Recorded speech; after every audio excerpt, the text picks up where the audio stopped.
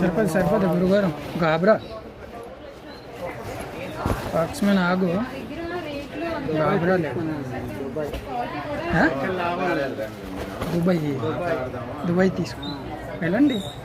డబ్బులు ఉంది మా దగ్గర డబ్బులు ఉంది గోల్డ్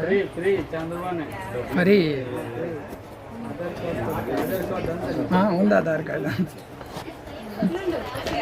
వేసి అది బయటకు తీసేయాలి కూడా